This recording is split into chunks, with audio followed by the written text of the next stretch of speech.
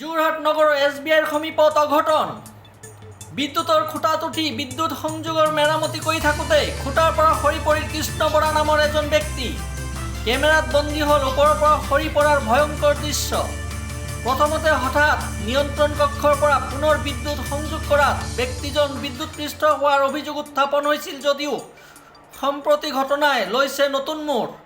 বিদ্যুৎ বিভাগৰ SDOই আহত কৃষ্ণ বৰাৰ সন্দৰ্ভত কৰিছে বিস্ফোৰক মন্তব্য। আহত কৃষ্ণ বৰা বিদ্যুৎ বিভাগৰ কৰ্মচাৰী নহয় আৰু এই ঘটনাৰ বাবে বিদ্যুৎ বিভাগ দায়ী নহয় বুলিও দাবী কৰিছে SDOই। আনহাতে সমগ্ৰ ঘটনাৰ সন্দৰ্ভত আৰক্ষী থানাত এজাহাৰ দাখিলৰ কথাও উল্লেখ কৰে SDOগৰাকীয়ে। সম্প্ৰতি গুৰুতৰভাৱে আহত কৃষ্ণ বৰাক ততাতৈয়াকৈ যোৰহাট চিকিৎসা মহাবিদ্যালয়লৈ প্ৰেৰণ কৰি চিকিৎসা প্ৰদান কৰি থকা হৈছে।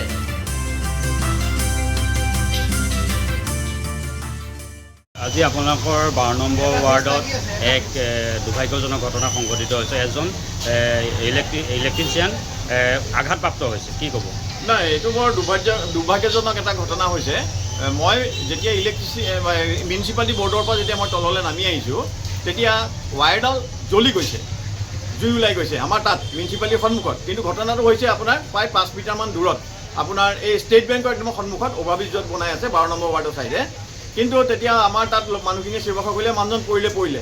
ওপৰৰ পৰা চাইছোঁ এজন মানুহ পুলটোৰ পৰা তললৈ আহি পৰিছে আৰু লগালগ মই এইখিনি আহি পেলাই দেখিছোঁ তেখেতৰ নাম আশিষ বুলি কৈছে, পাব্লিকে কৈছে, মই সোধা নাই তেখেতৰ নামটো, পাব্লিকে কৈছে আশিষ বুলি। কিন্তু এইটো কথা এনেকুৱা হ'ব নালাগে যে এজন APDCLৰ মানুহে কৰ্মৰত অৱস্থাত পলত উঠি কাম কৰিলে বিভাগীয়ভাৱে যদি কোনোবাই লাইনটো নেকাটি পেলাই উঠাইছে, এইটো বৰ মাৰাত্মক কথা হৈছে। গতিকে এইটো বৰ গ্ৰহণযোগ্য কথা নহয়।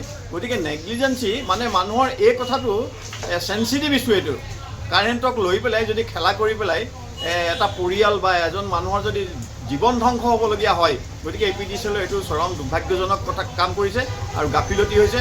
আৰু আমাৰ অনুভৱ হৈছে, মোৰ নিজৰ অনুভৱ হৈছে যেন APDCLত স্কিল মানুহ নাই নেকি, কাম কৰিব জনা মানুহ নাই নেকি, বা তেখেতসকল সজাগ নহয় নেকি, সচেতন নহয় নেকি যে লাইনমেনসকলক এটা দুৰ্ভাগ্যজনক অৱস্থা, এটা বিপদজনক অৱস্থালৈ ঠেলি দি পেলাই তেখেতসকলে তাত ফেনৰ হাৱা লৈ পেলাই বহি থাকিব বা কোনোবা AC ৰুমত বহি থাকিব, আৰু এনেকুৱা ধৰণৰ হ'ব নালাগে। গতিকে এইটো বৰ দুৰ্ভাগ্যজনক কথা। আৰু তেওঁ ওপৰৰ পৰা যেতিয়া পৰিছে তেওঁ মূৰটো ফলা বুলি কৈছে আৰু তেজ ওলোৱা মই নিজে দেখিছোঁ।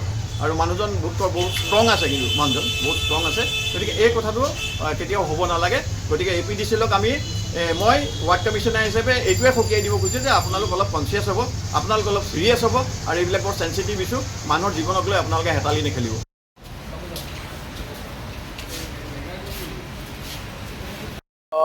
আমি যিমানখিনি গম পাইছোঁ, মোক ওচৰৰ স্থানীয় মানুহ এজনে ভিডিঅ'টো পঠাইছে। কাৰণ সেই কাম কৰাৰ আগতে মোক নাইবা আমাৰ জুনিয়ৰ ইঞ্জিনিয়াৰ সেই ছাইটৰ কাকো আমাক জনোৱা হোৱা নাছিল।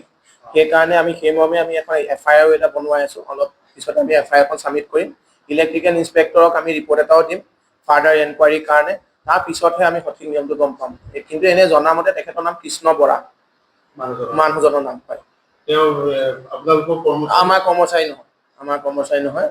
আমাৰ কিয় সেইটোৱে আমি এটা কিয় বা সুধিলে নাই, এতিয়া মোক জনাইছে। এনেই শ্বাটডাউন হ'লে সেই প্ৰথমতে ফিডাৰ মেনেজাৰক জনোৱা হয় যে কিবা কাম থাকিলে, ফিডাৰ মেনেজাৰকো জনোৱা নাই বা মোকো জনোৱা নাই। সেইকাৰণে আমি এনকুৱাৰী এটা কাৰণে পঠাইছোঁ। ইলেক্ট্ৰিকেল ইনস্পেক্টৰকো জনাইছোঁ, মই আমাৰ CO ছাৰসকলকো জনাইছোঁ। এটা FIR এখন সেই গোটেই ঘটনাটোৰ ওপৰত দিছোঁ যে আমাক নজনোৱাকৈ মানুহ এজন এনেকৈ আমাৰ LT নেটৱৰ্কৰ ওপৰত উঠি কাম কৰিব লওঁতে এখন ৰেষ্টুৰেণ্টৰ তেওঁলোকৰ নিজা কাষ্টমাৰ আছে, আকৌ এটা চাৰ্ভিচ কেবল বেলেগ ধৰণে তাত লগাবলৈ গৈছিল। সেই গোটেইখিনি আমি এনকুৱাৰীৰ কাৰণে দিম। আমিও সেইখিনিও গম পাইছোঁ। সেইখিনি গোটেইখিনি এনকুৱাৰীৰ কাৰণে দিম। না মোক জনাইছে, না হেৰিক জনাইছে। আপোনালোকৰ এজন কৰ্মচাৰী কোন হয় নাজানো, তেওঁৰ নামটো বিষ্ণু কলিতাৰ নাম আহিছে। বিষ্ণু কলিতা কোন? আমাৰ লাইনমেন না, বিষ্ণু কলিতাও কিন্তু মোক জনোৱা নাই লাইনমেনে লগাব পাৰিম।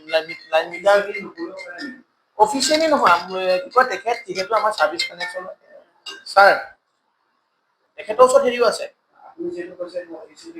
কিন্তু মই বা আমাৰ জুনিয়ৰ ইঞ্জিনিয়াৰ গম নাপায় সেইটো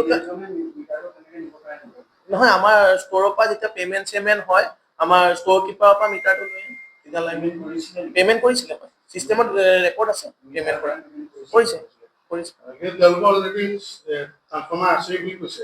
হয় সেই গোটেইখিনি আমি এটা এনকুৱাৰী কৰিব লাগিব কাৰণ এইটো আধা ঘণ্টা এঘণ্টামানৰ আগত হৈছেতো এইখিনি গোটেইখিনি এটা এনকুৱাৰীৰ কাৰণে মই হেৰি কৰিছোঁ যিটো ভিজুৱেলছ মোৰ ওচৰতে আছে আপুনি চাওকচোন খুব ভয়ানক। ভয়ানক হয় এনেধৰণে এতিয়া এনেকুৱা মানে কিমান কৰ্মচাৰী বা মানুহ আছে আপোনালোকৰ যদি কৰ্মচাৰী নহয় আপোনালোকে কামত আমি কামত নখটাও এতিয়া আমাক নজনোৱাকে এটা কাম কৰিলে ইমানখিনিতো মই চোৱাটো সম্ভৱ নহয় আমি কামত কাকো নখটাও আমাৰ কোনো এনেকে আউটচোৰ্চ কণ্ট্ৰেক্টৰ এনেকে কাম নকৰে আমি কাকো না মোৰ ফালৰ পৰা কিবা এপইণ্টমেণ্ট হেৰি থাকে না কিবা হেৰি কৰোঁ আমি সদায় থ্ৰু কণ্ট্ৰেক্টৰ থ্ৰু দিহে আমি কৰাওঁ কাম কৰি লওঁ থ্ৰু কণ্ট্ৰেক্টৰে কামটো পাব লাগিব তাৰপিছত দিন দুপৰত চাওকচোন এইটো খুব মানে ভাবিবলগীয়া এটা কথা।